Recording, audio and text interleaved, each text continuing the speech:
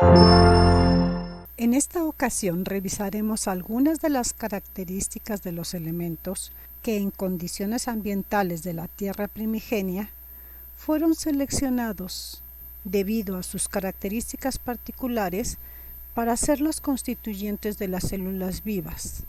Y también revisaremos los tipos de interacciones que permiten su participación en las reacciones celulares, así como sus interacciones permiten que se lleven a cabo diferentes tipos de uniones entre ellos. Si observamos todos los elementos que constituyen a la tabla periódica, podemos darnos cuenta que solo 22 de estos son los que se encuentran en los organismos vivos. Y de estos 22, 10 se consideran como abundantes y 12 se encuentran en cantidades muy pequeñas o traza. En el grupo de los elementos abundantes, el carbono, hidrógeno, oxígeno, nitrógeno, azufre y fósforo son denominados fundamentales debido a que son esenciales sobre todo para la estructuración de muchas moléculas. Dentro del grupo de los elementos traza hay 6 miembros: el cromo, manganeso, hierro, cobalto, cobre y zinc, que por sus propiedades intervienen en procesos de oxidorreducción, como son el caso del cromo y el hierro, que forman parte de la citocromo-C oxidasa o complejo 4 de la membrana interna mitocondrial. En el último grupo de elementos que participan en funciones especializadas se encuentran 4 integrantes del grupo de los abundantes: el sodio, potasio, calcio y cloro, y uno más del grupo traza, el magnesio, que son responsables de la formación de los gradientes iónicos, como en el caso de la bomba sodio-potasio localizada en la membrana celular. Todas estas características generan que los diversos tipos de elementos formen moléculas por medio de uniones covalentes, en las que los átomos comparten cuando menos un par de electrones. Aquí se muestra un enlace simple, uno doble y uno triple. En cada caso, respectivamente, se comparten 2 electrones, 4 y 6. El otro tipo de interacciones son las uniones débiles o no covalentes. Estas se dan entre átomos con cargas eléctricas, es decir, entre iones, o con partes de moléculas o moléculas completas, y son del tipo de los puentes de hidrógeno, las uniones iónicas, las fuerzas de Van der Waals y las hidrofóbicas. La formación de un puente de hidrógeno se da por el establecimiento entre un átomo electronegativo, que por lo general es el oxígeno o el nitrógeno, y un átomo de hidrógeno. Este átomo debe de estar unido covalentemente a otro átomo electronegativo. Así, en la imagen que tenemos del lado izquierdo, podemos ver que se establecen puentes de hidrógeno entre grupos neutros y grupos peptídicos.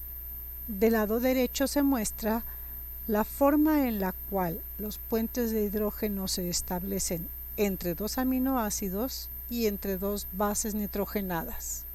La geometría de los sistemas puede modificar la fuerza de los puentes de hidrógeno. Si la orientación de los átomos participantes es en línea recta, la atracción entre los puentes será fuerte, como los que intervienen en la formación de los cristales de hielo ilustrados en el panel inferior izquierdo, donde cada molécula forma un máximo de 4 puentes de hidrógeno con otras tantas moléculas. En el caso de que por la estructura molecular las interacciones solo se puedan dar en ángulo, el puente se da débil. Esto ocurre cuando los aminoácidos van teniendo conformaciones secundarias, terciarias y cuaternarias que hacen que los puentes que se forman entre ellos tengan un ángulo y por lo tanto estas interacciones son más débiles. Se puede saber qué tan fuerte es un enlace si se mide la energía que se requiere para romper un mol equivalente a 6 por 10 a la 23 partículas. De esta forma, para el enlace covalente del carbono-carbono se necesitan de 350 a 400 kilojoules para romperlo. Un enlace covalente carbono-hidrógeno 410 kilojoules. El enlace covalente entre un carbono y un nitrógeno 887 joules. Para las uniones débiles, los puentes de hidrógeno y las interacciones iónicas requieren de 5 a 30 kilojoules y las fuerzas de Van der Waals de 4 a 8 kilojoules. Las interacciones de Van der Waals se establecen cuando dos átomos sin carga se encuentran muy próximos uno del otro y las nubes de electrones que los rodean se influyen entre sí. Las variaciones al azar en la posición de los electrones que circundan a uno de los núcleos puede originar que se formen transitoriamente un dipolo eléctrico que inducirá otra carga contraria, también transitoria, en el átomo cercano. Esto hará que ambos se atraigan débilmente y se acerquen sus núcleos. Conforme los dos núcleos se acercan, las nubes electrónicas empiezan a repelerse hasta un punto en que esa repulsión queda exactamente balanceada con las fuerzas de atracción, momento en el que se dice que los núcleos están en un contacto de Van der Waals. Como se puede ver en el recuadro de la ilustración, cada átomo tiene un radio de Van der Waals característico, que representa la medida de la distancia que puede haber entre un átomo y otro. Por ejemplo, el del hidrógeno es de 0.1 nanómetros y el del oxígeno es de 0.14 nanómetros. Aquí se compara con la distancia de los enlaces covalentes simples, que en el caso del hidrógeno es de 0.03 nanómetros y en el del oxígeno es de 0.074 nanómetros, que desde luego resulta menor.